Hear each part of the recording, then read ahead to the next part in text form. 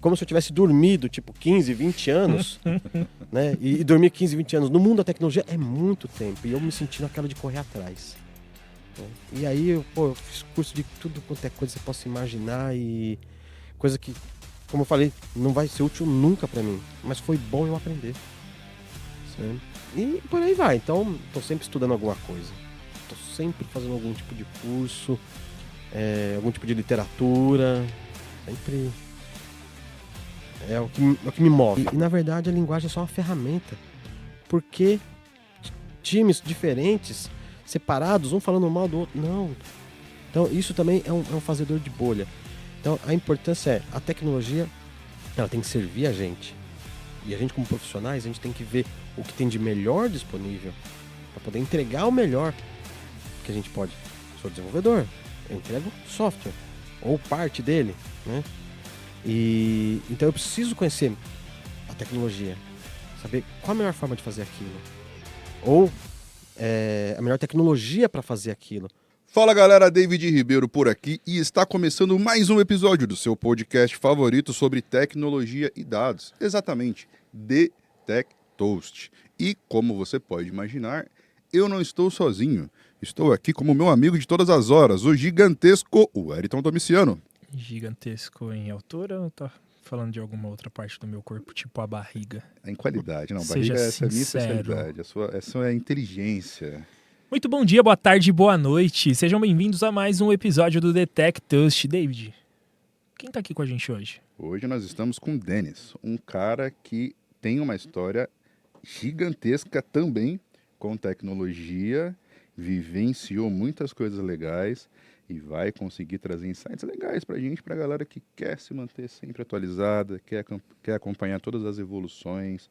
Enfim, vou dar uma segurada nos spoilers e vou apresentar o nosso convidado. Denis, muito obrigado por estar aqui, meu amigo.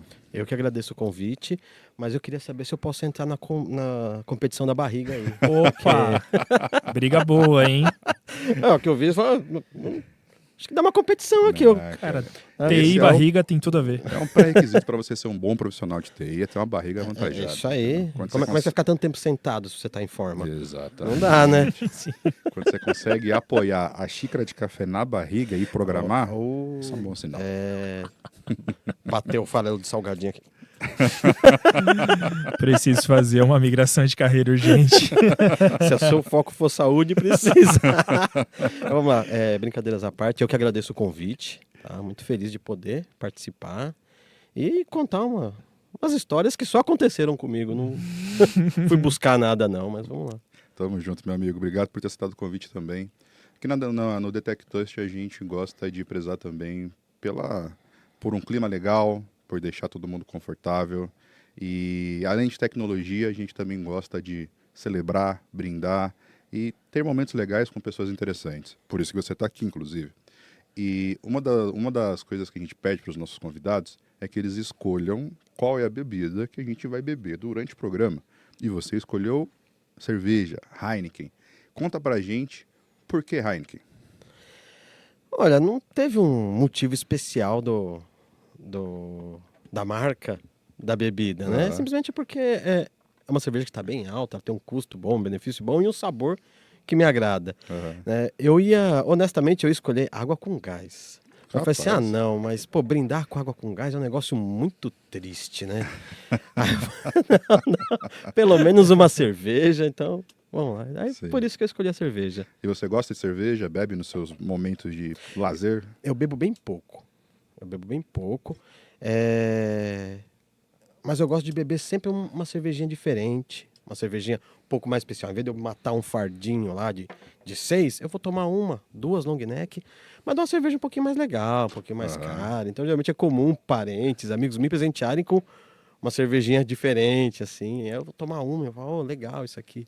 E qual foi a cerveja mais gostosa, mais saborosa ou a sua favorita que você já experimentou? Cara, eu tomei uma, eu não vou lembrar o nome dela, mas ela era frutada com a casca da laranja. Caramba.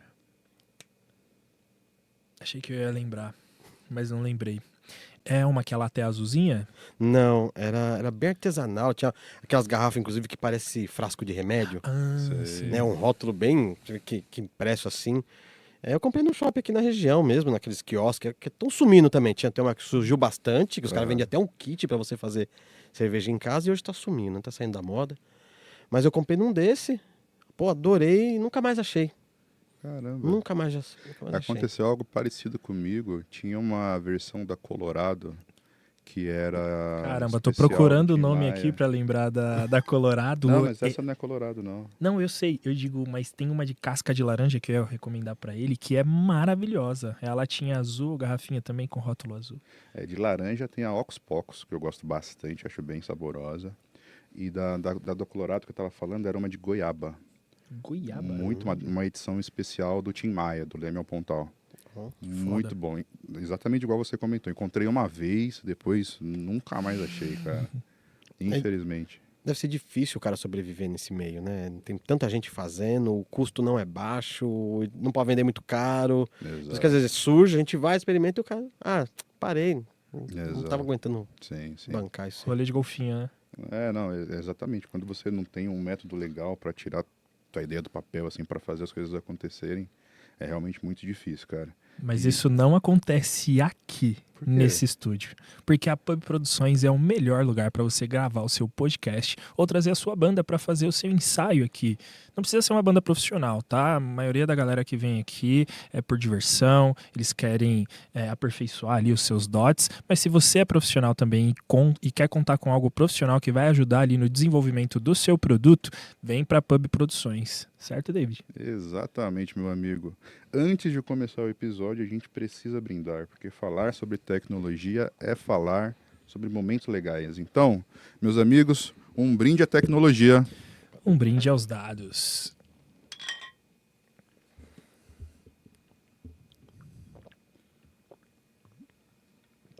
Graças Denis. a Deus, estava ficando ansioso. Acertei na escolha do drink, então. Muito Com obrigado. certeza, esse episódio, eu estava triste, eu tomei um gole e já estou feliz. Já melhora tudo, né? Nossa. Denis, há quanto tempo você trabalha com tecnologia? Eu comecei em 1998. Uou.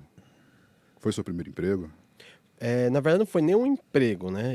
Na época, o pessoal acabava se formando com o ensino médio técnico, né? Então, eu ainda finalizando o ensino médio, já programava em algumas linguagens, nessa época mais precisamente Clipper, e meu primeiro contato foi um açougue, que precisava fazer um sistema para controlar cheque pré-datado, tá?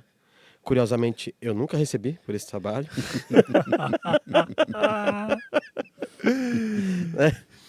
Mas lição aprendida.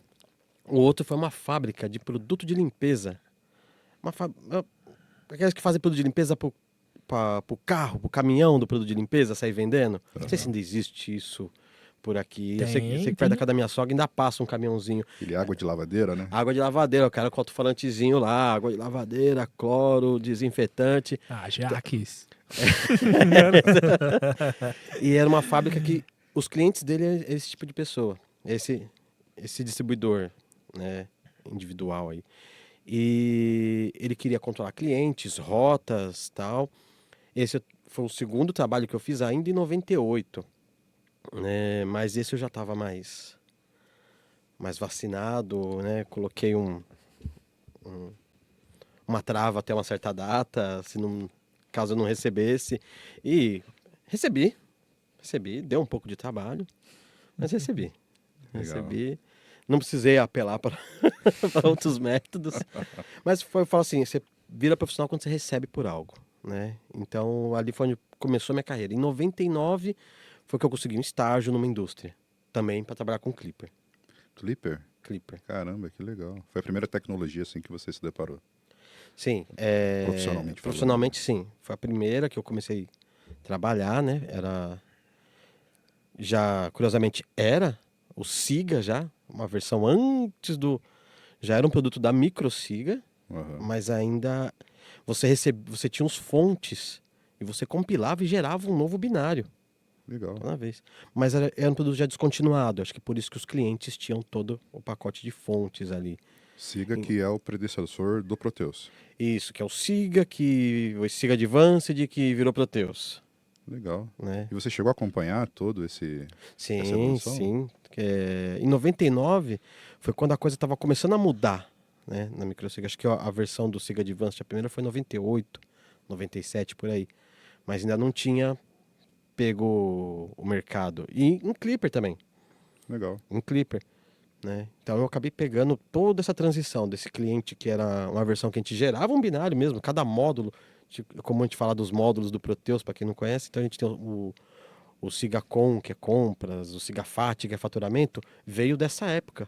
Porque você tinha um Interessante. executável, sigafat.exe, sigacom.exe. Então eram programas diferentes, eram softwares Eram diferentes. binários diferentes, ele ficava tudo junto e você tinha um binário principal que era só um menuzão para você escolher o módulo. Então era um executável que chamava outro executável, tudo em DOS ainda, tudo na tela Uhum. do DOS. Caramba, interessante, interessante.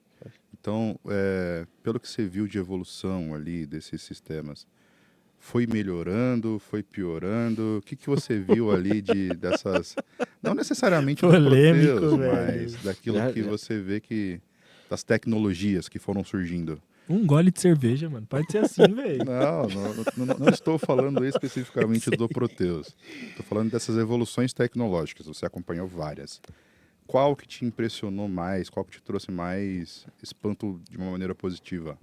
Você diz dentro do universo Das tecnologias das que você teve tecnologias, contato. o que mais me chamou a atenção, que eu acho que evoluiu demais, cara, não tem como ficar de fora do mobile. Apesar de não ser o meu ramo de atuação, Uhum. é um negócio que tomou de assalto o mundo inteiro. Hoje, se você não tiver no mobile, você tá fora. Sim. Tá fora. Ah, não, entra no site aqui, faz pelo site. Já dá para contar as famílias que têm um computador em casa ainda nos dias de hoje. Sim. Então, para mim, o mobile ele tomou tudo assim. Ou você tá no mobile, ou você não tá em lugar nenhum. Uhum. Tanto de tecnologia, como técnica, como os próprios dispositivos evoluíram demais, né? E, obviamente, a minha opinião pode ser um pouco enviesada, porque eu sou completamente entusiasta. Eu como tecnologia com farinha, assim, sabe? No cereal, no café da manhã. Eu gosto. Então, e para mim é uma coisa que evoluiu muito, assim, foi nesse nicho. Mobile. Legal. Como é que surgiu esse interesse por tecnologia? Eu vou voltar no videogame, né? Lá em 90 e tantos, pô, eu era fascinado por videogame, né? E de uma forma mais rudimentar, o videogame mesmo daquela época é um computador.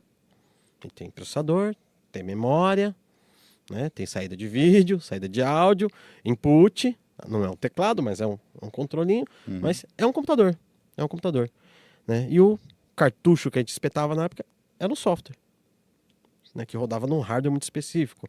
É um computador. Então ali começou meu fascínio com tecnologia, Legal. né? E foi só crescendo. Eu, graças a Deus, pude ter um videogame na minha infância. Tal. Na época, pô, Brasil, anos 90, não dava para ter muitos jogos. Então vivia aquela coisa das locadoras, tal. E ali começou, né? Mas, para ser bem sincero, eu caí sem querer na área de tecnologia e programação. Como eu disse, na época tinha os colégio técnico, né? Sim. Você tinha o ensino médio profissionalizante, né? Vamos chamar Uhum. assim. Hoje não tem mais, né? Você tem que fazer separado. E eu tava finalizando oitava série na época, hoje vai até a nona. Até isso mudou, né? Então, é difícil acompanhar. Tava na oitava série e um colega falou: não, eu vou fazer processamento de dados. O que você vai fazer? Pô, não fazia a menor ideia. Sabe quando você nunca tinha parado para pensar nisso, Sim. né? Na época eu gostava muito de música já, né? Já tocava um violão, mas quando eu falei pro meu pai que eu queria seguir a carreira musical, quase foi um safanão, mas Você também Ô, gosta de música? gosto de música, gosto de música. Legal. E eu fiquei meio naquela assim, o colega, não, vamos, eu vou estudar em tal colégio aqui, ó. Então, fala com teus pais. Aí eu fui meio que no embalo, sabe? Literalmente no embalo. Ele não seguiu. E eu tô aqui até hoje, 26 anos de profissão.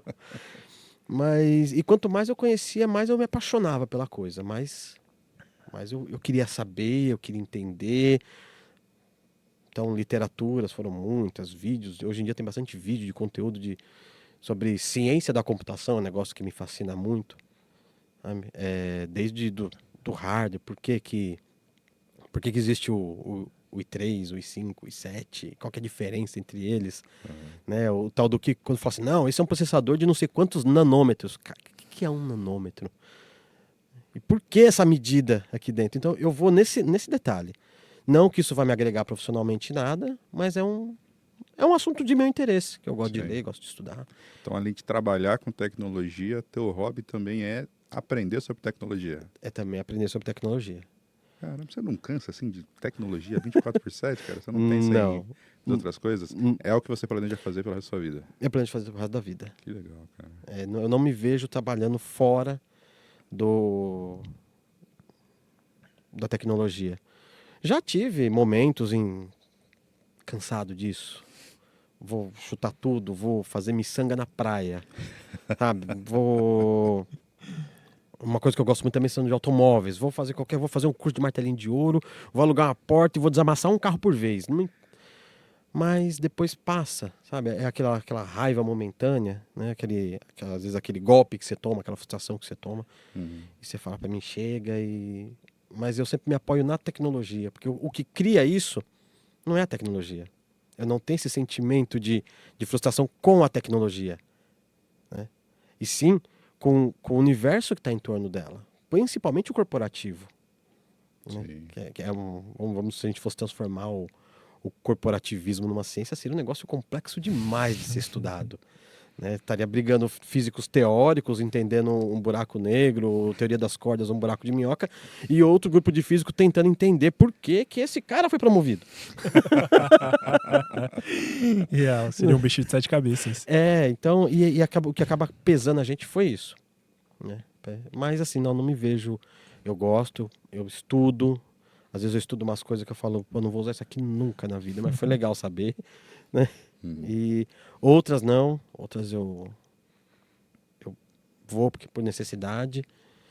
E tudo isso porque eu fiquei muitos anos numa bolha. Eu não olhava para nada fora do meu nicho de atuação. Qual que era o seu nicho de atuação nessa época? A DVPL. A DVPL, legal. Que veio lá de 99, né? Que surgiu como outra linguagem, né? O RDMake, que virou DVPL, ela veio evoluindo e eu ganho dinheiro aqui, é isso aqui que eu preciso saber. Sim. Aí os caras, não, mas Java vai dominar o mundo. Ok, dominar o mundo eu aprendo. Não vou ter escolha. Aí eu passei por várias dessas, como, entregando a idade, como Crystal Reports. Não, Crystal Reports vai dominar o mundo. Se você não aprender Crystal Reports, você está fora do mercado. Olha o Power BI aí. É o Crystal Reports. Coisa. Não que sejam ferramentas ruins, é que eu acho que vai ter o profissional específico para atender aquilo. Não que todo mundo tem que saber Crystal Reports, não que todo mundo tem que saber Power BI, né? E por aí vai. Só que eu fiquei muito preso numa bolha. Um grande amigo meu que ficava, cara, você está preso numa bolha. Cara, você está preso numa bolha. Tecnologia está muito maior que isso. Tecnologia tem muito mais coisa em volta. Você está numa bolha, você está numa bolha, você está numa bolha. Porque venhamos e convenhamos, o ADVPL evoluiu. Mas ele evoluiu em cima do Clipper, que é uma linguagem dos anos 70. Né? E você olhar para aquilo... eu tô preso numa caverna. E tanto ele insistia, eu falei, tá bom, eu vou fazer alguns cursos. E curso... Quando eu comecei assim... Na verdade, eu tive uma necessidade, né? Depois dessa necessidade que meio que fez assim, ó... Pum! Falei, caramba... Como se eu tivesse dormido, 15, 20 anos, né? E dormir 15, 20 anos no mundo da tecnologia é muito tempo. E eu me senti naquela de correr atrás. Né? E aí, eu fiz curso de tudo quanto é coisa que você possa imaginar. E coisa que, como eu falei, não vai ser útil nunca para mim. Mas foi bom eu aprender. Né? E por aí vai. Então, estou sempre estudando alguma coisa. Estou sempre fazendo algum tipo de curso, algum tipo de literatura. Sempre... É o que me move. Me move. E quanto tempo demorou para você sair dessa bolha? quanto tempo você falou que foi por conta de uma necessidade. Então, começou a trabalhar ali no estágio já, né? Com a DVPL, evolução ali em cima do Clipper. Trabalhou quanto tempo para conseguir enxergar que você estava num lugar que talvez não avançasse conforme as outras tecnologias que estavam surgindo? Foi aproximadamente uns 10, 12 anos. Caraca! Legal, um tempão. Uns 10, 12 anos, Eu era muito entusiasta, inclusive enquanto eu estava no ensino médio profissionalizante. Eu adorava. Então eu desmontava meu computador, remontava ele, né? Eu lembro que tinha as revistas antigamente. Eu também sou muito entusiasta de Linux. Apesar de não ser um grande profissional conhecedor de Linux, eu gosto da proposta, uso no meu dia a dia. Mas o meu primeiro contato foi lá, em 1998. Que eu lembro que uma revista soltou um CD do Red Hat. E eu falei, não, eu vou instalar isso aqui. E instalei, depois deu um maior trabalho voltar pro Windows, tudo. Ainda mais aquilo lá tava, não é tão maduro quanto é hoje, principalmente as instalações, né? Mas consegui, instalei. E agora que você instalou, o que você faz? Agora você desinstala, volta o Windows e volta a usar o computador, né? Mas passei por isso de tão entusiasta que eu era, né, pela coisa. E quando eu me vi num momento assim da carreira que eu tava fazendo meu dinheiro, tá? Rico, não vou dizer que eu tava rico, mas fazia meu dinheiro para um cara novo. Você fala, é isso aqui que eu preciso saber. E você meio que entra naquela zona perigosa que é a de conforto. E eu fiquei nessa zona muito tempo.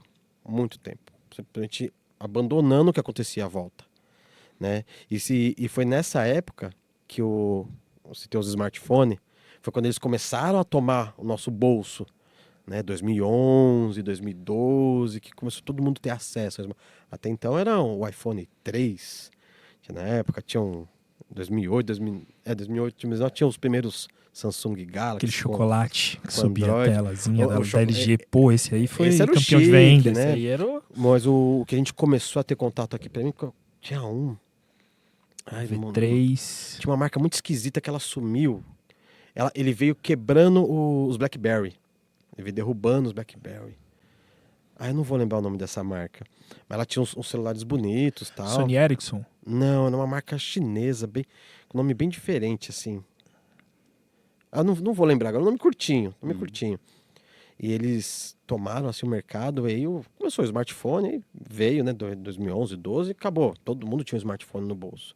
Foi meio dessa época, né, que eu meio que acordei. Obviamente, eu tive um empurrão desse amigo, tal, que... Posso mandar um abraço pra eles? Poxa, fica à vontade. Alexandre Florentino, amigão meu mesmo, mora na Irlanda hoje, tá programando lá. E ele sempre puxava minha orelha, cara, sai dessa bolha, sai dessa bolha. E quando eu estourei ela, foi um negócio tipo... Uau. Onde é que eu tô? Onde é que eu tô, né? Aí gera aquela sensação de... Você acha que conhece tudo. E quando você estoura a bolha, você fala, pô, eu não conheço nada. Aí quanto mais você busca, mais você vê que você não conhece nada. Porque quanto mais você passa a conhecer, mais você tem noção do tamanho, da dimensão.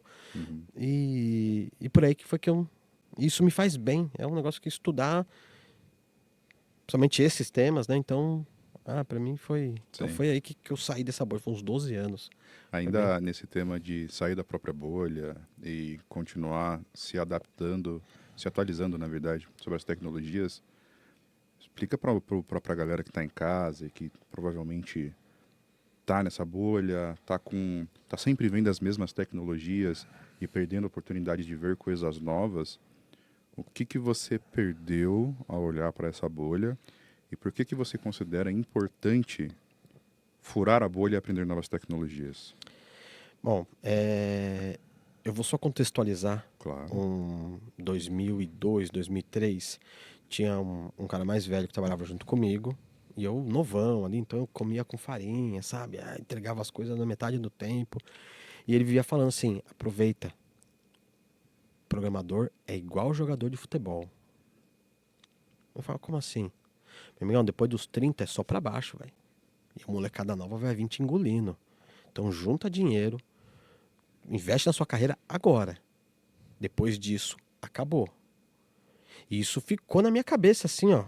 Foi puta merda. E quando eu estourei essa bolha, eu falei assim, pô, tô ficando pra fora. Sim. Eu sou o jogador chinelinho. Então, falei, Muito bom. não posso, preciso. Então, assim, a importância ela muda muito. A tecnologia muda muito. E as bolhas, na verdade, nós mesmos criamos. Às vezes, não só por não querer estudar, ou por ficar muito fanboy de uma linguagem ou tecnologia. Eu vou falar uma que eu vivenciei, não participei, mas vivenciei. C Sharp, Java, C Sharp, Java. Hoje não tá nenhum dos dois. Hoje você fala, você quer estudar o quê? Quer estudar Python, quer estudar JavaScript. E na verdade a linguagem é só uma ferramenta. Porque times diferentes, separados, um falando mal do outro. Não. Então isso também é um fazedor de bolha. Então a importância a tecnologia ela tem que servir a gente. E a gente, como profissionais, a gente tem que ver o que tem de melhor disponível para poder entregar o melhor que a gente pode. Sou desenvolvedor, eu entrego software ou parte dele, né? E então eu preciso conhecer a tecnologia, saber qual a melhor forma de fazer aquilo, ou a melhor tecnologia para fazer aquilo, para adotar. Então, por exemplo, eu pego projetos que o cara fala assim, ó, eu quero a solução assim, assim, assim, assim. E às vezes eu falo com o cliente, mas você quer em qual plataforma, tecnologia? Ah, isso é contigo. Pensa na responsabilidade de eu escolher a tecnologia que vai rodar o produto dele e na minha concepção tem que rodar por mais tempo possível. Sim. Eu não posso construir um negócio que daqui 2 anos, então, não está funcionando mais. Por que não está funcionando mais? Porque a biblioteca, não sei do que, não sei da onde, não atualiza mais. Ou atualizou e agora quebrou isso aqui. Aí você fala, pô, e agora? Então, isso é um problema que não é só eu que passo, todo mundo passa. E os caras falam assim, pô, como resolver isso aí? Containers? É outra tecnologia que, honestamente, eu conheço bem pouco, venho estudando dentro do meu limite, mas você vê que ela vem para resolver isso. Então, peraí, então eu vou criar uma caixinha para rodar o que eu preciso, assim ele não quebra, por causa de coisas externas.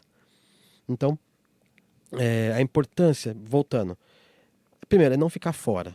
Você não ficar fora da carreira. E hoje eu me vejo com 43 anos, sabe, ainda entregando coisas na performance que eu tinha 20 e poucos. Não Talvez... aposentou?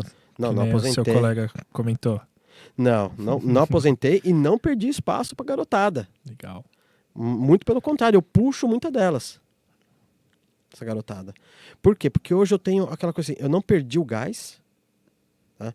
E não porque eu não envelheci, mas é porque eu carrego uma bagagem que me ajuda a produzir mais com menos. Quando alguém me pergunta assim, como você consegue se manter produtivo ainda? Eu tenho um vídeo que viralizou na internet aí do chinês jogando tênis de mesa. Não sei se vocês já viram. Tem um cara jovem assim de um lado e do outro lado tem um tiozinho assim, ó. Pô, sei Já lá, vi. todos os anos. E o tiozinho mal se mexe. E o cara do outro lado lá tá rolando, dando cambalhota pra tentar pegar a bolinha. Aí no final vem a mensagem assim: trabalhe com sabedoria, não com dificuldade. Então eu acho que eu consegui colocar isso no meu dia a dia, né? Outra coisa importante também, eu nunca procurei cargos. Então eu pude focar em melhorar o programador que eu sou. Nunca procurei cargos. Então, voltando, a forma de você, a importância de você manter atualizado é porque tudo muda. Tudo muda. Né? Até um tempo, quando a internet surgiu, o JavaScript era um negocinho para botar um Hello World para colocar o relógio ou o nome do cara na página HTML, né? Hoje, se você tirar o JavaScript da internet, Cai o mundo. Parou tudo. Para o mundo. Parou tudo, não tem nada. O cara fala assim, não, mas eu vou fazer em Python, amigão. Você vai ter que colocar um HTML. Ele vai ter que ter uma validação, ele vai ter que ter uma certa dinâmica no navegador, e lá vai ter um JavaScript. Mas eu vou fazer em Angular. Amigão, Angular, depois que o TypeScript buildou, virou JavaScript. Então não tem jeito. Então você precisa conhecer para, se quiser atuar nessa área, não tem jeito. Uma história interessante, um médico uma vez me procurou querendo desenvolver um software que ele tinha um grupo de estudo que pegava parâmetros de exames e jogava umas planilhas lá e dava a probabilidade do cara desenvolver tal doença em tal tempo. Pô, puta, de um estudo bacana. Ele me chamou, cara, ele precisava de alguém para fazer um software para colocar essas coisas aqui. Ah, pô, vamos lá, né? E só que a gente acabou não acertando o negócio, né? Mas ele me procurou, falou, cara, eu preciso... Olha, eu sei que parece meio absurdo, mas teria como você me ensinar tudo que você sabe? Olha, Tudo é muita coisa, né? posso te ensinar a programar? Não vou falar que não. Por mais que romantizado seja por algumas áreas, é um negócio extremamente simples. Também não vou banalizar igual os vendedores de curso. Vire dev em 15 dias. Não vai. Não vai. Esquece. Mas também não é um negócio de 7 cabeças. Fala, não, o cara precisa nascer para programar. Não. Mas não é uma coisa... Eu falei, posso te ensinar a programar. E você procura a linguagem, a tecnologia, e você mete as caras. Não, mas eu queria que você me ensinasse tudo, inclusive sobre as linguagens. Aí ele ainda falou assim, eu sei que parece absurdo, porque é como se você me pedisse para te ensinar medicina. Aí na hora me veio um insight assim, pode até parecer meio arrogante, né, o que eu disse para ele. Eu falei assim, olha, pensa assim, eu vou fazer um paralelo com a medicina. Você estudou 10 anos para ser clínico geral, mas não sei quantos anos para alguma especialidade, né? Mas a cada 5 anos surge uma nova raça de seres humanos. Que não funciona igual a outra, que você já conhece. Coisas funcionam e coisas não. E detalhe, daqui 15 anos, essa raça está extinta. Essa é a necessidade do cara se atualizar todo dia no mundo da tecnologia. Quando você fala de seres humanos, parece absurdo, mas tecnologias surgem. Frameworks, JavaScript, quantos surgiram, duraram 10, 15 anos, sumiram. Né? E então assim, ele ficou meio assim, eu falei, cara, te ensino. Mas você vai ter que garimpar muita coisa, você vai ter que procurar muita coisa. E não adianta comprar curso enlatado, que você não vai aprender. Você vai fazer um tutorial guiado por vídeo. Não que isso não tenha a sua utilidade ou sua serventia, mas você precisa aprender a programar. É importante a experiência prática, né? É importante, eu digo que é a consciência de programação. Né? Que o pessoal romantiza muito. Não, pô, eu queria saber programar. Cara, você programa todo dia. Não interessa o seu ramo de atuação, você programa todo santo dia. A partir do momento que você fala assim, preciso levantar às 7, tomar banho até umas 7h30, me arrumar, tomar um café, porque 8h10 eu tenho que estar saindo de casa. Você está programando. Tá criando esses algoritmos na vida, né? Você criou. O que é a programação? É uma série de procedimentos ordenados para um determinado objetivo. Então a gente programa o tempo todo. O tempo todo. Só que quando você precisa direcionar é a programação para um outro problema. Porque programar nada mais é que procedimentar para resolver um problema. A programação de software é a mesma coisa. Né? Eu sei que muita gente vai falar, o que esse cara tá falando que não é assim, né? Não romantiza, sabe? Não, é assim, entendeu? Então, por mais que muita gente não enxergue isso, é uma realidade. Todo mundo programa. Só o que difere é a linguagem. Sim. Concordo. Puxando esse gancho, quando a gente vai fazer discussão de arquitetura de um novo produto, eu trabalho com engenharia de dados. E aí sempre tem ali algumas pessoas que falam, vamos utilizar a Scala, vamos utilizar a Java, vamos fazer assim, assim, assado, olhando para coisas mirabolantes que às vezes não tem a necessidade.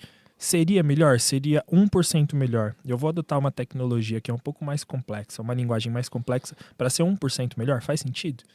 E aí eu sempre falo como é que eu venço essas batalhas.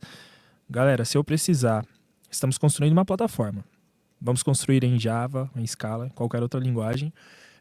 Se eu precisar substituir toda a equipe aqui, quanto tempo eu vou demorar para encontrar esses profissionais que programam com Scala ou com Java? Aí a galera para assim, não, mas a gente acha, tal. Eu falo, galera, se eu sair na rua agora, e começar a gritar, tem programador Python aí? Tem programador Python aí? Cara, um monte de gente vai levantar a mão. Eu tenho certeza absoluta. E aí eu falo para eles, a plataforma que a gente está construindo hoje, nós estamos aqui hoje, mas quem vai pilotar esse carro mais para frente não somos nós. Então a gente vai para uma tecnologia que a gente acredita que vai ajudar a gente a ser 1% melhor. ou a gente vai para uma plataforma que vai entregar os 99% e que se alguém precisar pilotar lá na frente, eu tenho 50 pilotos diferentes em qualquer lugar, em qualquer ambiente. E vai muito de encontro com o que você estava falando, né? De sair ali da bolha, de não olhar somente para o que aprendeu ou o que tem na literatura, de que é o melhor, mas pensar muito na evolução de produto. Para mim, você foi cirúrgico. Isso tem que funcionar por muito tempo. Esse cara não pode ficar me ligando uma vez por mês, uma vez por ano, uma vez a cada, sei lá, 3 anos, sendo que o propósito do negócio dele é perdurar por vários e vários anos. E aí eu quero te fazer uma pergunta, fiz esse comentário aí sobre o assunto que você comentou, e você comentou que levou de 10 a 12 anos ali para furar essa bolha. Então você programava em ADVPL, muito conectado ali com software ERP. Você pegou essa fase de que todas as empresas queriam implementar um software, um ERP. Para quem não sabe o que é ERP, Enterprise Resource Planning, para fazer o controle ali, o gerenciamento do seu negócio. Você pegou essa fase onde todas as empresas, eu preciso de um sistema. Como é que foi? Eu peguei, porque assim, eu comecei a trabalhar no final dos anos 90. Principalmente nessa primeira empresa que eu trabalhei, era uma indústria de borracha, uma indústria grande.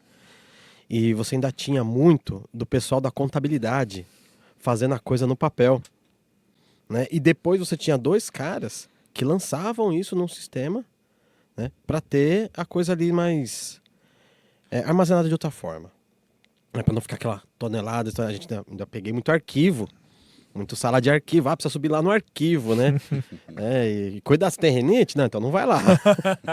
Peguei muito disso, de sala de arquivo. E os anos 90 foi o ano que foi a década que a microcomputação começou a invadir tudo. Primeiro os negócios, né? Foi quando todo mundo começou a ter os 486, os Pentium em casa, né? Foi nos anos 90. Então, nesse período, todo mundo passou a querer se informatizar. Como eu falei, meu primeiro trabalho foi um açougue. Né? O segundo, uma fábrica de produto de limpeza.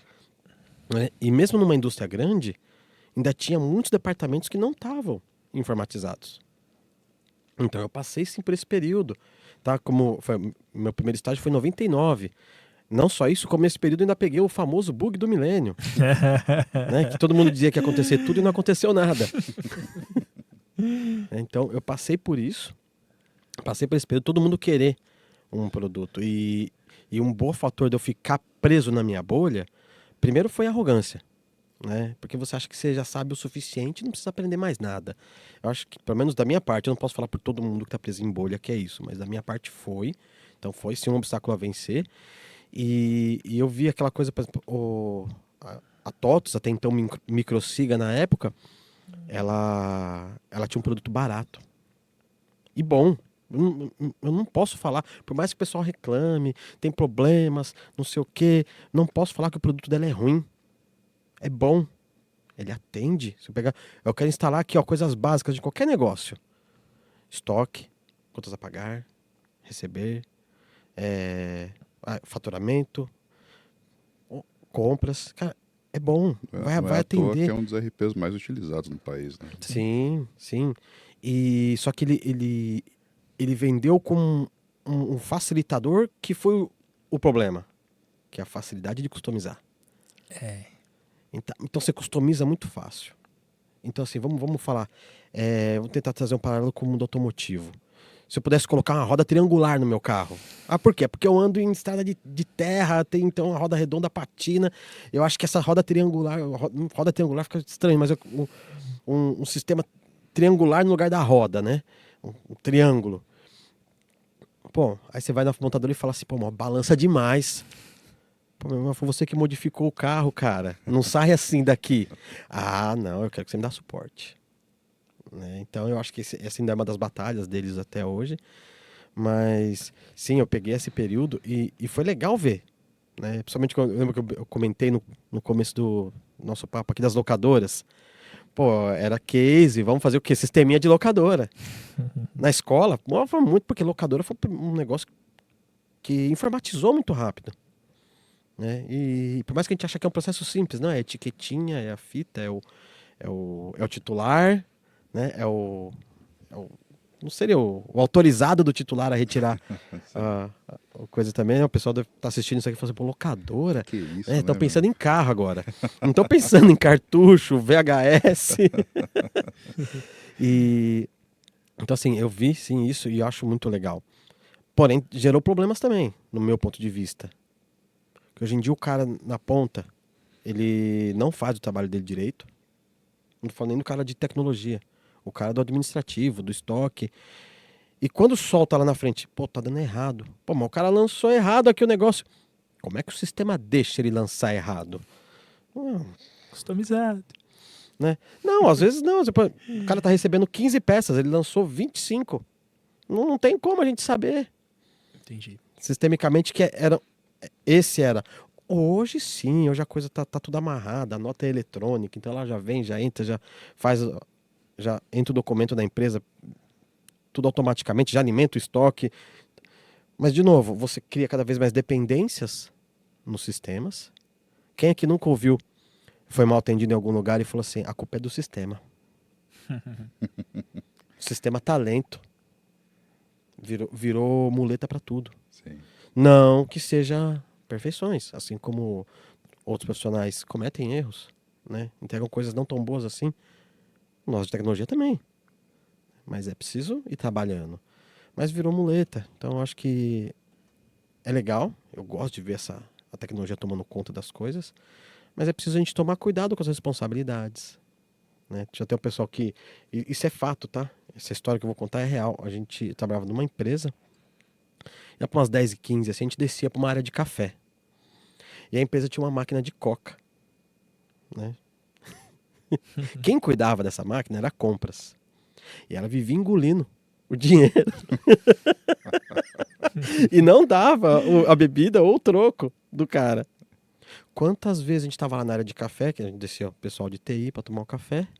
O pessoal vinha assim, é com vocês mesmo que eu preciso falar. Outro dia eu enfiei meu dinheiro nessa máquina aqui e não saiu a minha latinha. Muito bom, velho. Aí a gente ficava assim, sabe? Até que um colega falou assim, eu te entendo. Se põe na tomada e acende um LED, é TI. Né? Eu falei, Então você vê como distorce, a tecnologia distorce os papéis e responsabilidades. Mas, sim, eu acho muito legal isso do todo mundo. Mas eu gosto de fazer coisas que valham a pena. Uhum. Né? Que às vezes o pessoal pede cada coisa. Não, o cara não quer clicar aqui. Não. Tem como o negócio já acionar a ação assim que ele... Não, meu, não tem. Clica lá. O botão pode ser redondo? Olha, o estético eu ainda até falo, tá. O problema é quando quer que clica sozinho. Ou quando o pessoal chega com um negócio assim, tem como automatizar isso aqui? Por quê? Por quê? Não, mas enfim, essa... Sim, sim. Vendo você comentando sobre a tua experiência profissional, tudo que você viu, tudo que você vivenciou, né, no trabalho, você conseguiu trabalhar com pessoas mais novas, conseguiu trabalhar com pessoas mais velhas. Queria que você trouxesse um pouco mais sobre essa experiência. O quão importante é, no seu ponto de vista, conseguir trabalhar bem, conseguir lidar bem com pessoas de gerações diferentes, de idades diferentes. Tá, vamos lá. Obviamente, eu comecei como um cara novo. Esse estágio que eu citei em 99, eu tinha 17 anos. Né? Então, não façam a matemática, por favor. Né? E eu trabalhei com pessoas mais velhas. E nesse período, eu pude absorver muita coisa deles. Muita mesmo, muita experiência. Obviamente, com um cara de 17 para 18 anos, você acha que é dono do mundo. E bati muito de frente com eles, mas hoje, mais velho...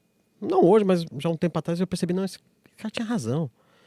Né? E isso veio logo nos primeiros trabalhos juntos. Né? Que eu falei, pô, eu tenho muito a aprender com esse cara. Então, eu acho que... E por um período, aí por volta de 2008... 2008 a 2009, a meio de 2009, começo de 2008, eu tive uma experiência que eu trabalhava numa consultoria e eles queriam fazer uma incubadora de programadores. Né? Então eles iam buscar estudantes de último ano, penúltimo e último semestre nas universidades da região, jogavam lá pra mim na sala 20 caras assim, ó. Faz desses caras programador. Tá? E de novo eu percebi que eu também podia aprender muito com esses caras.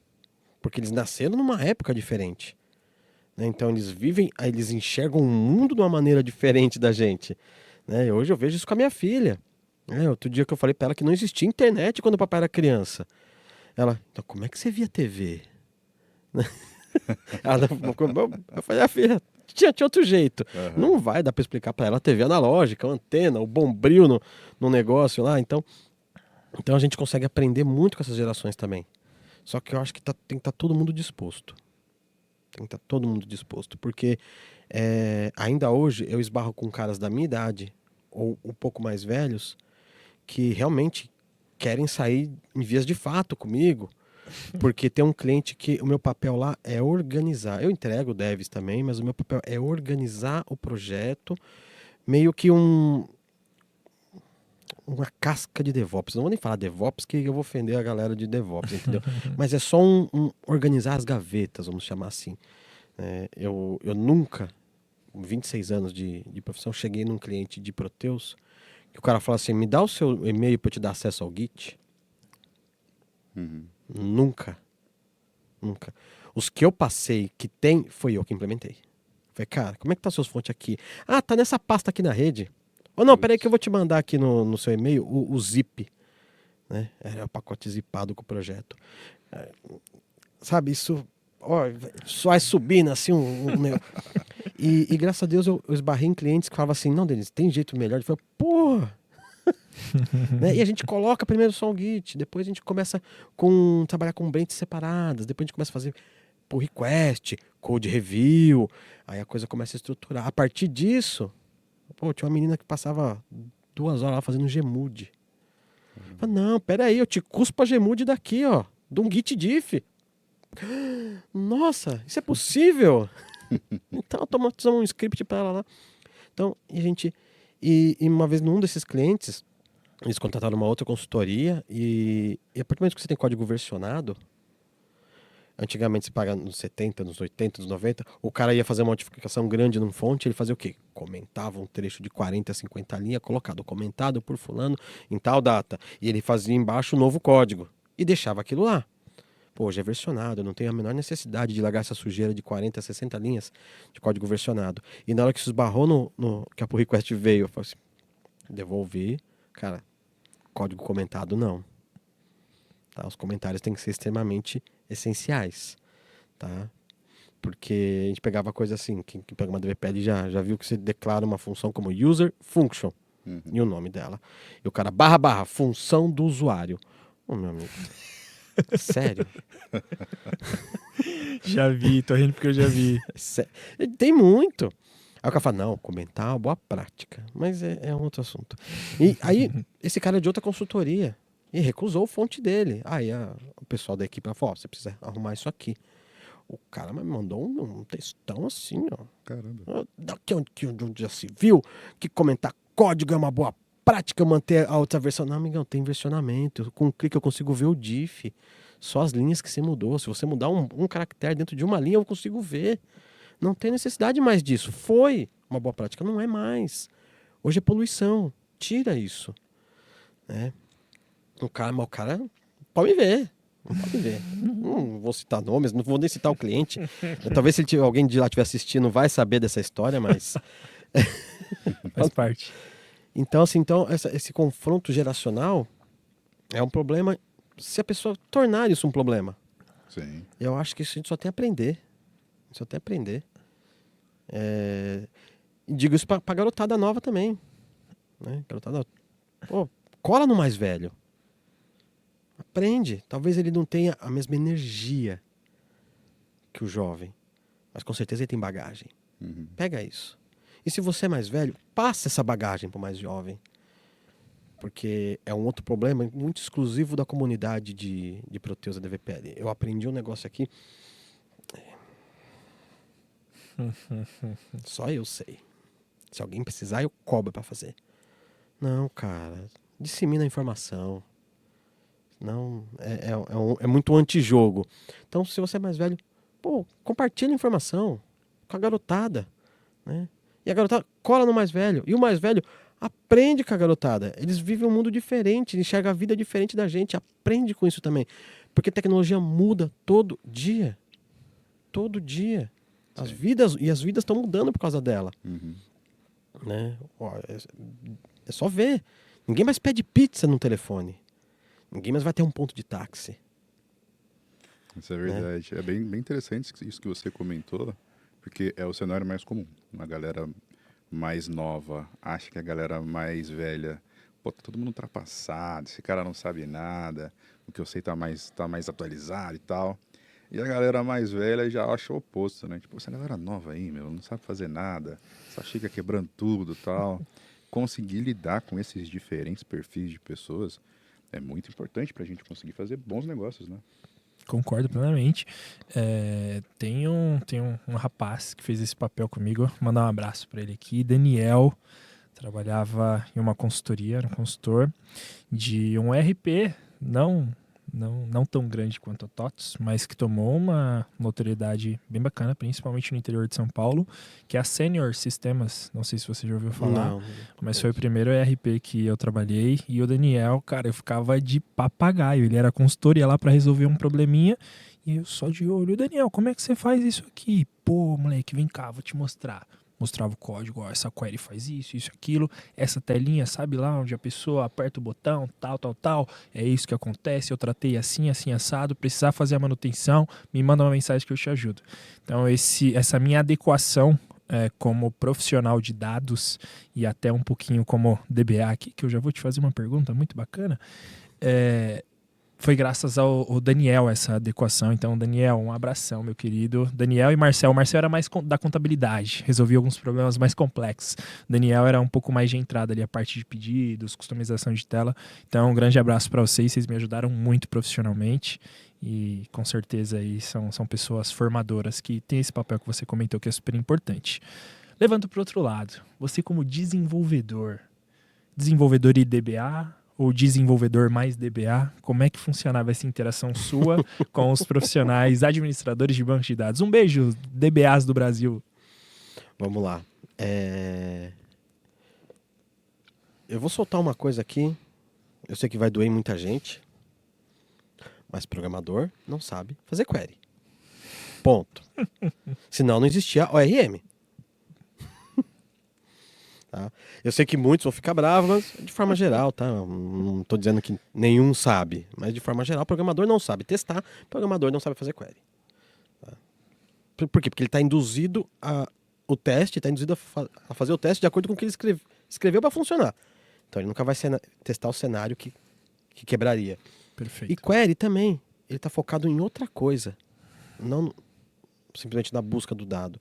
E a busca do dado é uma parte muito pequena de um programa, em qualquer aplicação que você vai fazer. Não que isso não seja importante.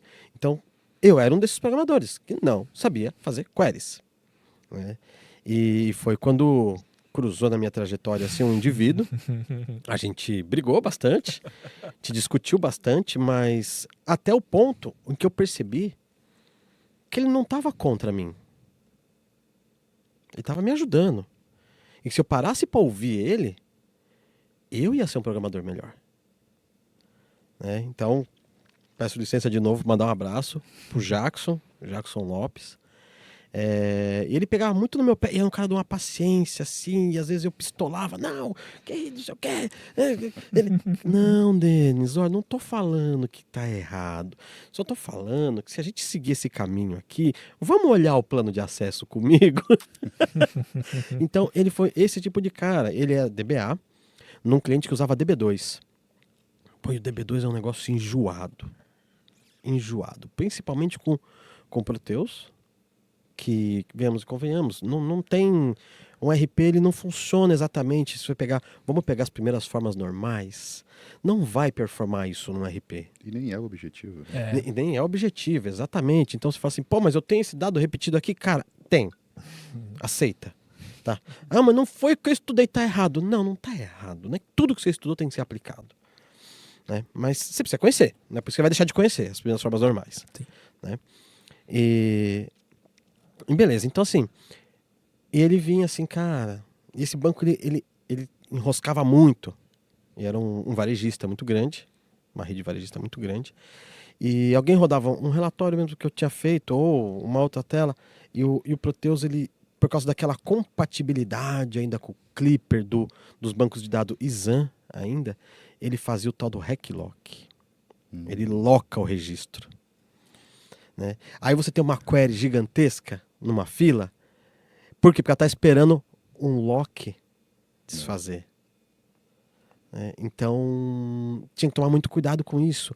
E de repente começava a subir o load do banco, assim, da máquina do banco. Aí quando ele ia investigar, às vezes caía numa query minha. Então, Denis, ó. Então, muito papo com ele, acabou ficando muito amigo, a gente é amigo até hoje, a gente atende um cliente em comum, ele tem a empresa dele, eu tenho a minha. Legal. Mas, como é um cliente longe, a gente fala assim, ó, vamos lá visitar, né? Vamos, porque a gente vai num carro só, só paga pedágio. Então, é parceiraço até hoje. Então, com ele, então, eu aprendi muita coisa. Principalmente, não só sobre query, sobre funcionamento do banco de dados. Como eu falei, eu gosto de descer lá nas tripas do negócio, sabe? Que índice é esse aqui? Não só que Pra que índice, que serve? como que esse banco faz para acessar tal informação? Por que ele faz a busca dessa forma? Por que ele não pegou tal índice se o campo está aqui? Né? Ou por que ele fez table scan se eu coloquei argumentos para chuchu aqui? Aí você vai entendendo as diferenças de banco. Né? Ah, não, é porque no SQL Server, no Oracle, mas no DB2. Entendeu? Então, e começar a pensar nisso. Então, assim, hoje eu tenho uma relação muito boa com ele. Começou com um arranca-rabo, né? Não tem jeito, nunca da parte dele. Sempre eu com o ego ferido. Sua query tá aqui. Então, o cara tá falando mó de boa, mas na sua cabeça tá assim, a sua query tá parando toda a rede. Era uma rede de mais de 60 lojas. Aí o pessoal do suporte começava a ficar maluco, era só telefone tocando.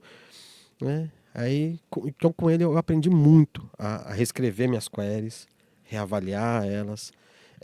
Talvez fazer de formas diferentes. Não, mas alguém responde assim, não, mas eu sei fazer assim. Né? Então tem muita gente que responde assim, e hoje eu já vejo que isso é só mais uma parte da bolha, que isso vem com arrogância. Sim. Né? Então não, aprende outro jeito. Né? Pô, você aprendeu esse jeito, você pode aprender 2, 3 jeitos diferentes. Então com ele eu acabo tendo muitas discussões, mesmo quando nada meu tá quebrando nada, a gente ainda discute, sabe? Você viu, tal. Pô, a gente viu praticamente a ascensão do Postgre no mercado dos RPs. Né? E a gente discute muito sobre o Postgre, como que funciona, como é que trabalha, não sei o quê. E a gente vai, eu falei, a gente visitou o cliente longe, pô, o caminho é bits e bytes, porque ele também é um cara escovador de bit, assim que nem eu. Né? Então, mas essa é a minha relação. Eu nunca tive relações ruins com DBAs. Mas esse foi o único que me falou a verdade. Entendi. Que me falou a verdade. E chegou em mim, que muitas vezes o cara podia fazer um relatório, entrega pro gestor lá, fala, tá ruim essa query aqui, ó. E o gestor fala, mas de onde é essa query? Ele fala, não sei. Ele teve essa coragem de te abordar diretamente, né? Sim, de resolver o problema pro cliente, inclusive. Pô, vou falar com o programador. Né? Só tinha eu ali de DVPL na época. Legal. Vamos falar com o programador. E assim, a gente almoçava junto, então não tinha porquê não, né? Sim. Mas foi... Tá até hoje, isso tem muitos anos já, essa amizade. Legal. Conversas difíceis são importantes pro negócio, né? A gente indispensável, precisa... cara. Sem conversa difícil, nenhum relacionamento sobrevive. Sim, concordo plenamente. Eu lembro que comecei ali próximo do DBA com o SQL Server. E aí a gente tinha muita tela customizada. O que acontece com tela customizada, Denis? Às vezes você não limpa o cache do que você utilizou, você não tira da memória algumas coisas ali referente ao banco de dados, e aí você tem uma instância on-premises que normalmente tem lá seus 16 GB, 32 GB, e aí conforme o tempo vai passando, essa memória vai ficando totalmente alocada, e aí sabe como eu resolvi o primeiro problema que eu tive de memória, Denis? Coloquei a instância para reinicializar, David, todos os dias, às 10 horas da noite. Cara, funcionava. E aí eu fui pesquisar, eu falei, cara, mas eu não preciso reiniciar. Posso fazer aqui uma manutenção no meu tempo DB, vou reduzindo ali o que passa de X tempo de memória. Fiz a primeira mudança literal aqui, com o cu na mão. Pô, vou tentar fazer isso aqui. Será que vai dar certo? Porque reiniciar funciona, beleza. Ele zera tudo que ele tem em cache, vai subir a memória suficiente para funcionar ali o banco de dados, e aí vai lotando de novo, né? Ou seja, dia sim, dia não, eu tinha que baixar essa instância e subir de novo. Mas depois que eu entendi o mecanismo por dentro, pô, tem um banco temporário aqui, é ele que tá lotando, é ele que tá te dando problema. Faz uma manutenção nele, aí você vai, Stack Overflow, vai pesquisando, tal. Fiz a minha primeira mudança, cara, deu certo. E aí, todos os dias, às 19 horas, 19, não era mais 10, às 19 horas a gente fazia uma manutenção, via o que era necessário ali manter e o que não, baixava o tempo DB, e aí, monitoramento da minha instância, maravilhoso. Nunca mais essa instância chegou em 100%. É muito sobre o que você falou. Cara, vai lá no detalhe.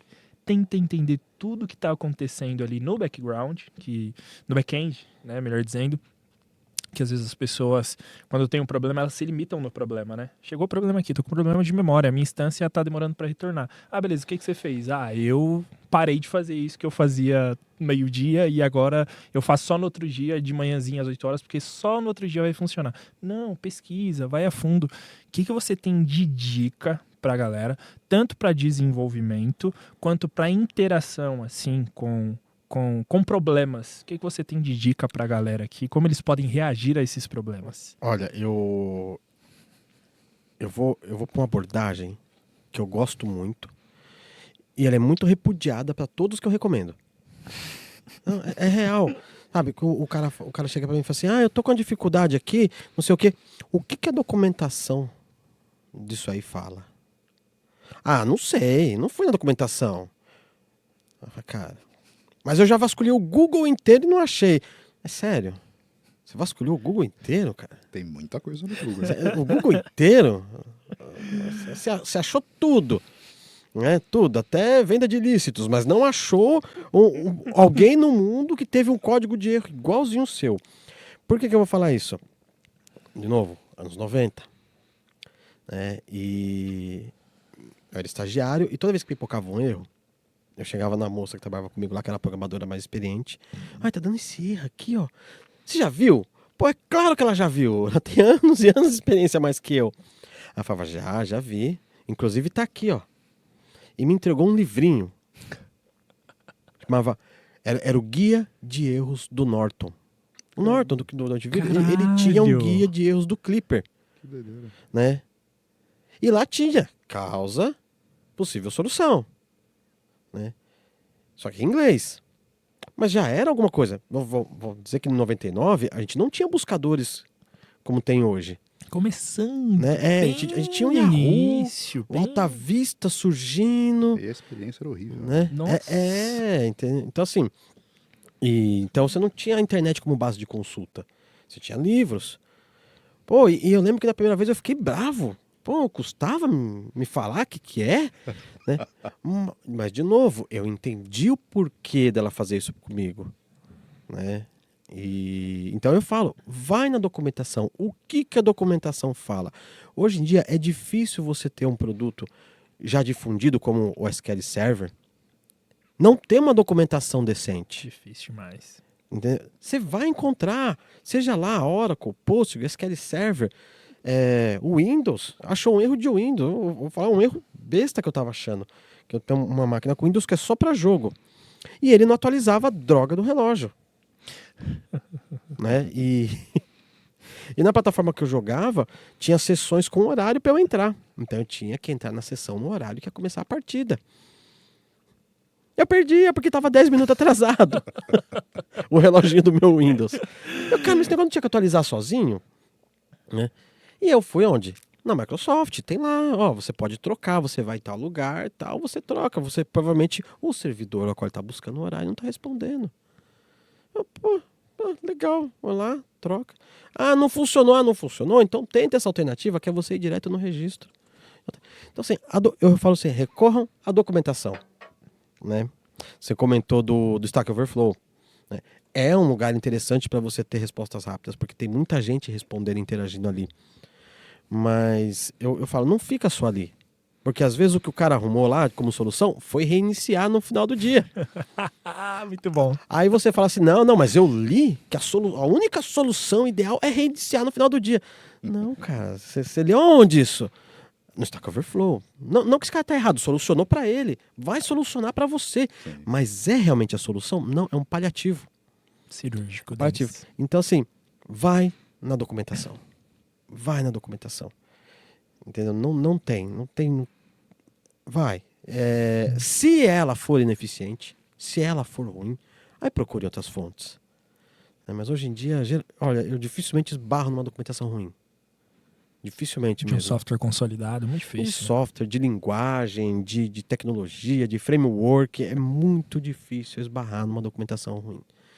E o pessoal durante muitos anos me falou assim, me ajuda, eu quero ser programador.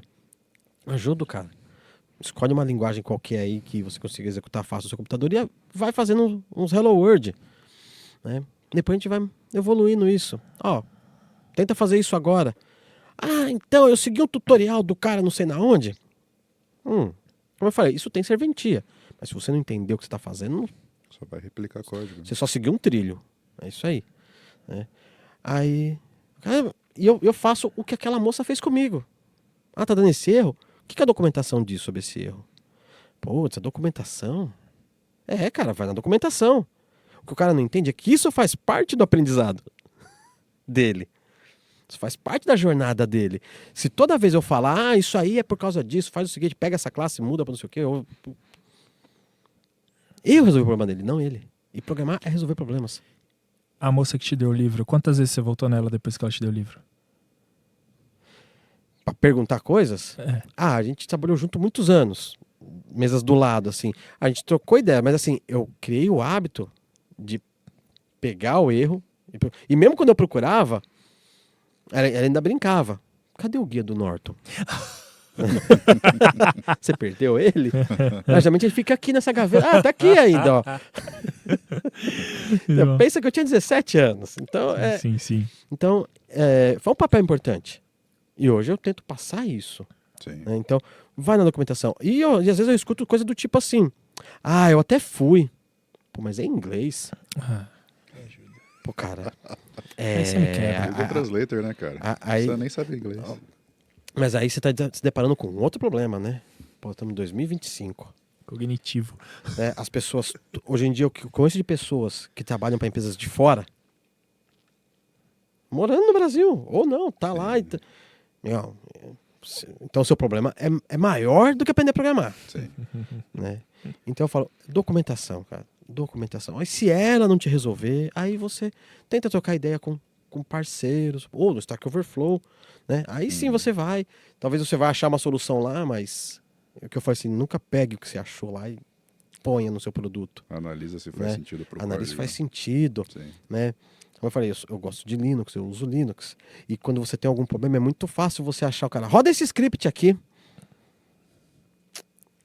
Com sudo? Ah, não, eu vou ler. Melhor. Eu vou ler esse script, meu amigo. Eu não vou colocar isso aqui. Sudo, roda esse script aqui. Não vou. Você tem razão. O que você está fazendo da vida agora? Você contou bastante aí da sua carreira. Sei que você é o mestre do ADVPL e de repente você olhou e falou assim: eu sou o mestre de uma bolha. Preciso furar essa bolha e ser o mestre do mundo, o mestre universal. O que você está fazendo hoje, depois de tanto tempo de carreira, tantas entregas? Tá, vamos lá. Agradeço o elogio, mas mestre não. Eu sou entusiasta. Eu gosto, eu estudo. E se isso me põe numa posição profissional bacana... Mérito. Importante. Mas mestre não. Eu acho que tem gente muito acima, então não dá pra... E é o que me faz buscar. É Legal. saber que eu nunca tô... Tem uma frase que eu ouvi, justamente da área de tecnologia, ela se aplica muito.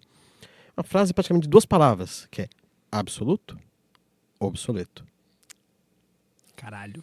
Forte. Na nossa área é assim. Então, assim, eu sempre me mantenho ativo e hoje, na pandemia, eu perdi 60% da minha carteira de clientes que eu atendia. Eu já não estava mais em consultoria, já tem bastante tempo que eu não trabalho para consultoria, então eu já tinha minha carteira. E na pandemia eu perdi 60% do meu faturamento. Então foi um período meio assustador, né? E por quê? Eu deixava todos os meus ovos na mesma cesta. E foi um período ruim para todo mundo, ainda que eu não perdi 100%, né? E a partir daí eu falei assim, não, eu preciso sempre diversificar, né? Então, a partir daí eu coloquei para mim que eu nunca mais ia ter um cliente que tomasse todo o meu tempo, né? Então, sempre diversificando, né? Pelo menos 2, 3 clientes da minha carteira. Bom, uma empresa de um cara só, vamos falar a real. Certo. Porém, eu comecei a deixar muito negócio na mesa. Eu sempre lutei muito para não virar consultoria. E todo mundo fala, abre a consultoria, você vai ter sucesso. Abre a consultoria. Mas eu não gosto do modelo de negócio de consultoria. Certo. Né? Então eu sempre me relutei muito contra isso. Mas não teve jeito. Não teve jeito. Eu tive que ceder. Não me autodenomino uma consultoria. Sim, a prestação de serviço, de desenvolvimento de software. É software como serviço, né? O software que eu produzo não é meu.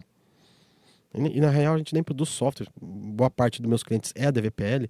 Eu produzo uma modificação no software deles. Customização. Né? Então não estou produzindo um software, propriamente dito.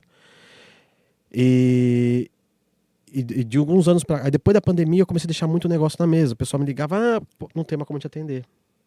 É só eu, a semana tem 5 dias.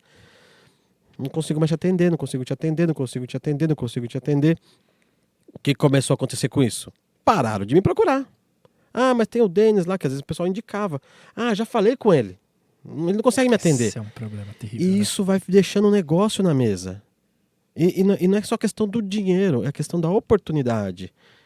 Entendeu? Então, eu tive que acabar cedendo e expandir, né? Então foi que eu criei a Lexer, que é a minha empresa de serviço. Faz teu merchan, olha lá pra nossa câmera. A hora é agora. Ah, eu sou péssimo com a área comercial. Você vai melhorar agora. Vamos lá, sua oportunidade tá aqui. Ó. Então vamos lá. É www.lexer.com.br. Lexer. Boa. Tá? Somos pequenos ainda, mas e é uma coisa que eu também controlo com cuidado. É o crescimento disso. Por quê? Porque eu sou muito chato com tecnologia, eu gosto muito, então isso me faz ser muito exigente. Então, eu não vou colocar alguém para entregar código de qualquer jeito. Entendeu? Ou para fazer commit com texto ainda não está pronto. Crescimento sustentável. Isso é uma coisa que vai me adoecer muito rápido. Então, porque é uma coisa que eu me importo. Então, esse é o que eu estou atuando hoje. Então, eu tenho minha carteira de clientes. Isso acabou me levando para um mercado fora, Proteus também. Né? Então, eu tenho clientes que eu atendo, sempre com programadores. Mas esse acabou desviando um pouco e não é a DVPL. Entendi. Mas, dado ao meu fascínio pelas coisas, como eu saí da bolha, eu fiquei apaixonado, alucinado com Python. Foi um negócio que me mordeu, assim, de tal forma. Ah, mas por quê? Explica tecnicamente. Porque não tem techniquez. Eu gosto. Ponto. Tá? É a melhor solução? Provavelmente não. Mas se eu tenho o poder de escolher, eu vou escolher esse aqui. E eu comecei a poder ofertar produtos ou soluções, vamos falar assim, em torno do Proteus, que é o meu nicho de atuação. Não tem como eu fugir disso. Claro. Né? Mas com um approach mais moderno. O cara, não, vamos fazer isso aqui. Tal. Então, beleza. Então a gente faz uma web app em Python, conectando aqui no Proteus, ou um web, ou próprio mobile. A gente faz um mobile, Legal. tal, conecta aqui na camada de integração. Aí você fala assim, pô, mas eu tenho que colocar o REST do Proteus pra rua, para o seu app poder conectar. Então não, então a gente faz um barramento REST de muro. Vai fazer o que? Faz em Python. Já fiz em C#, já fiz em JavaScript, mas eu gosto de Python. Então, se o cara me dá a possibilidade, eu vou escolher Python. Né? O deploy disso é simples. Então hoje é isso que tem sido o meu diferencial. Ofertar soluções mais pensadas em mobile e web, só que em torno do RP. Perfeito. Que é um RP que eu tenho muito conhecimento, é muito tempo com ele. Né? E mesmo que você traga uma empresa e fale assim, não, cara, então, você vai buscar o cliente na tabela SA1. Então é difícil pro cara entender também essa arquitetura. Então eu acabo surfando num meio cinzento ali. Nem web, nem Proteus. Uhum. E isso me traz negócios interessantes. Esse é o meu ramo de atuação hoje em dia. Tem um único cliente que eu faço ETLs para ele. Né? Eu não sou um cara de BI, mas como eu disse, eu conheço a estrutura dos dados no Proteus. Então a gente criou um banco de dados e aí essa galera que conhece, consegue fazer visões, consegue fazer dashboards, vai lá consumir esses dados. Entendi. Então eu faço toda essa tratativa, converto para formatos mais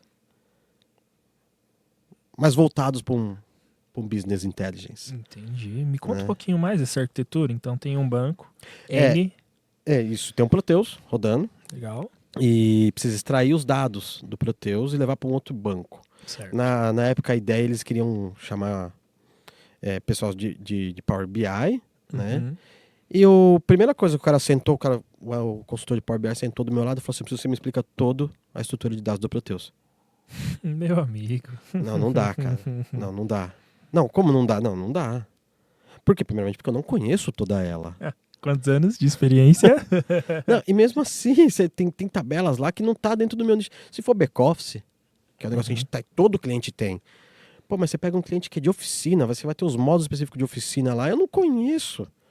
Então não dá pra eu falar pro cara, não conheço. E se alguém falar pra você que conhece todas, é mentira.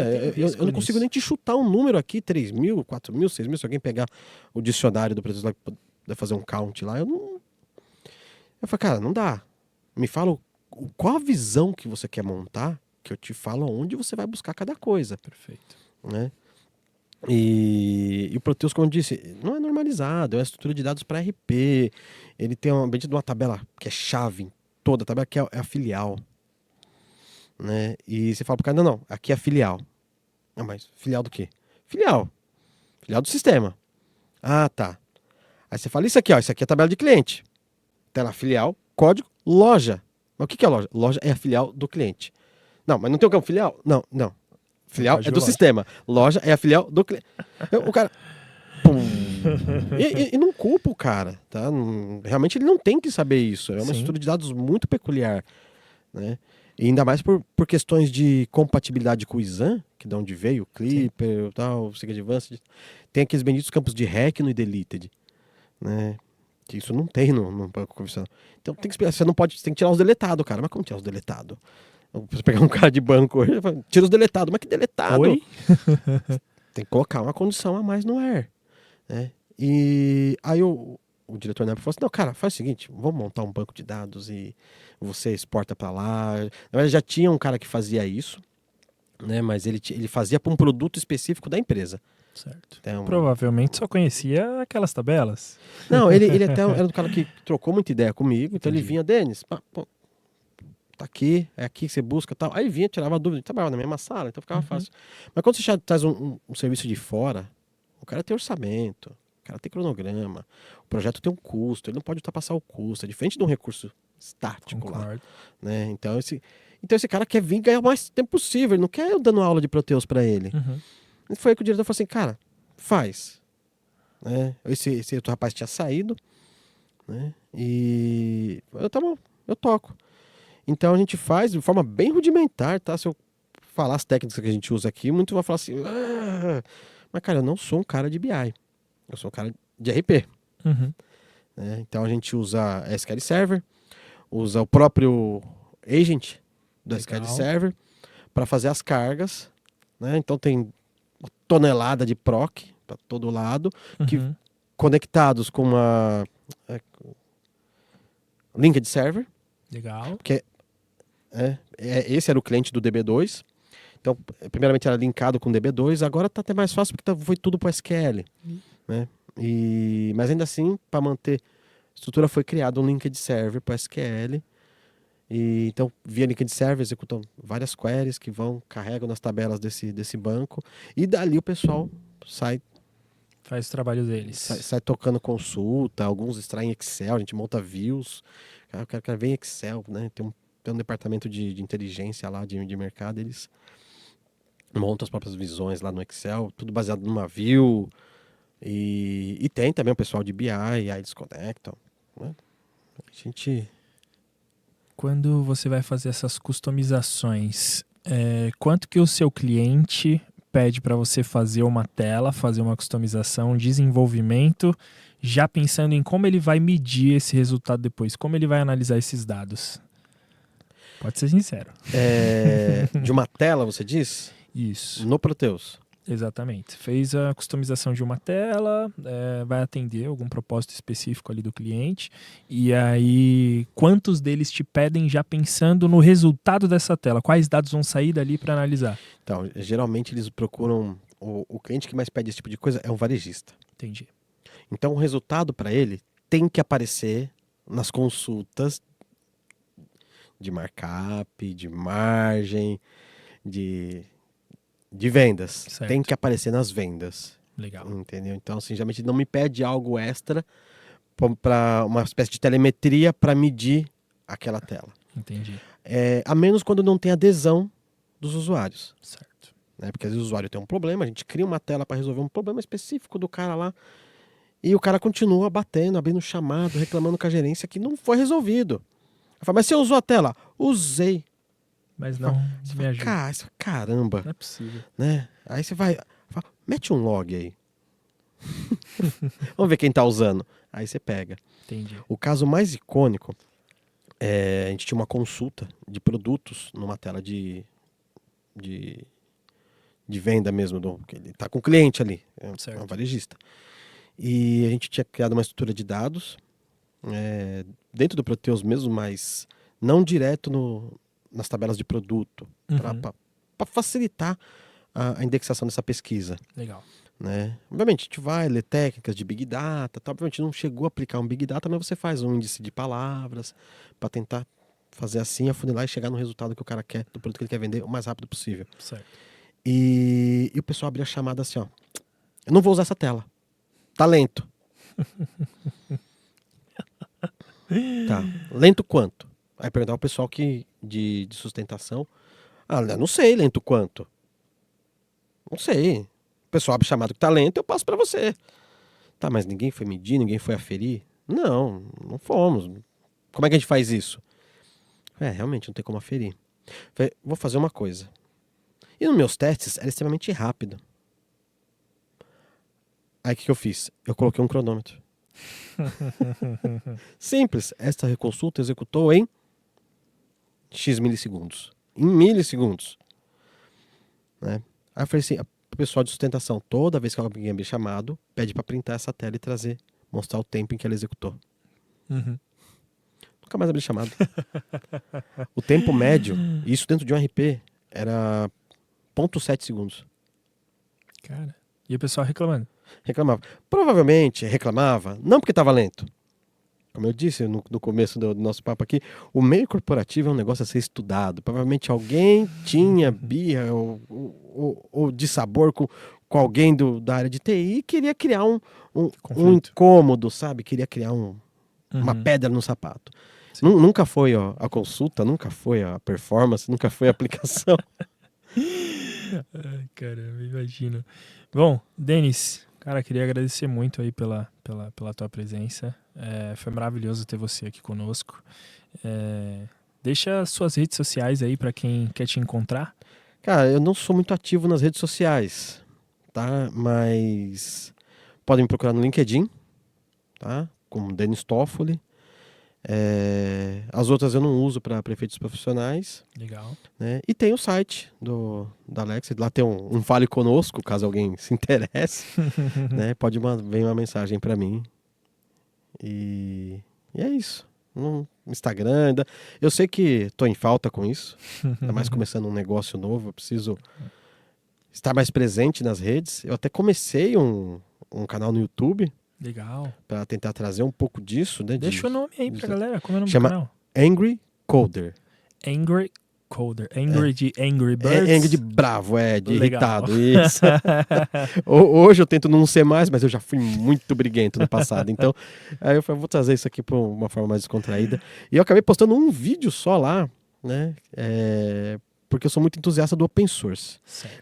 E no mundo microseguro não tem isso. Não tem. Eu falei, não, quer saber? O jeito de eu tentar trazer uma diferença é eu fazer coisas e deixar disponível pra galera. Legal. E um dos vídeos foi um lunch date, né? Uma ferramentinha que eu fiz lá pra ajudar a galera só. Show de bola, Denis. Denis, muito obrigado pela sua participação aqui. Foi um presente ter você aqui com a gente, cara. E eu tô tão feliz que você veio aqui que eu vou literalmente te dar um presente para que você volte mais vezes aqui com a gente. Ele fala isso pra todo mundo. Ah, não importa, vou levar um presente pra casa. Cara. Você é o único, Denis. Eu nunca falei isso pra ninguém. Não importa. Muito obrigado. Posso abrir? Por favor. Opa. Vamos ver se você consegue adivinhar o que são os itens do presente. Porque todos os desafio. convidados erram. É? O desafio tá bacana. Tem que falar antes, então? O que você acha? Não, que esse aí pode até abrir. Esse aí pode até abrir. Esse aí é de boa. Posso tirar ou não? Opa, Pode? fica à vontade. Não vai pular, não. É uma caneca. Esse aí, Esse beleza. Ok. Próximo. Ah, tem mais coisa? Tem mais. Pergunta de R$1 milhão. Olha só. Tem um trick aqui. O que é isso? Rapaz. A gente deixa ele confuso, era pra deixar natural. É verdade. Vai, você tem 2 segundos pra dizer. O que você acha que é isso aí? Puta, eu diria que é um abridor de garrafa. Todo mundo acha que é. É um suporte pro celular. Cara, o problema não é você. Você se juntou agora. 50 Não, pessoas todo mundo. enganadas. Todo mundo que vem. Tum. Dois. É tipo isso. Exatamente. Isso. Cara, minha filha tem um desse. É mesmo. Minha filha tem um desse pra usar o celularzinho dela pra assistir os desenhos. Aí Eu agora não você- associei, eu não vi que isso aqui. Já- Agora que você for assistir seus desenhos, você põe isso daí também. Tem pô. 2. Ou se você estragar o dela tentando abrir a garrafa, deixa fora. Isso, exatamente. Gente, muito obrigado. Exatamente. Obrigado de verdade. Imagina. Tamo junto, É meu amigo. com esse presente especial que a gente agradece a sua participação. Foi muito, muito enriquecedor aqui. Eu viajei no tempo na minha carreira aqui. Não por conta da sua idade, meu querido, mas por conta da chamando sua o cara de velho, meu? experiência. Não, pior que não tô, porque esse cara aparenta ser velho? Parece ser Olha o mais estilo. novo. Não, que Aparenta, isso. Olha o estilo. aparenta. Olha o cabelo, meu querido. Olha a estileira, a barba. Tá tem como, maluco. não tem como. Não, tá bem demais. Com essa finalização, com esse presente que a gente finaliza o nosso episódio. Denis, muito obrigado pela sua participação. Foi muito bacana, muito enriquecedor. E gostaria de propor mais um brinde aqui. A minha cerveja certeza. acabou. Alguém me empresta um pouco? Aí, tá bom. Boa. Bora lá, Denis. Bora. Um brinde à tecnologia. Um brinde aos tecnologia. dados. Um brinde.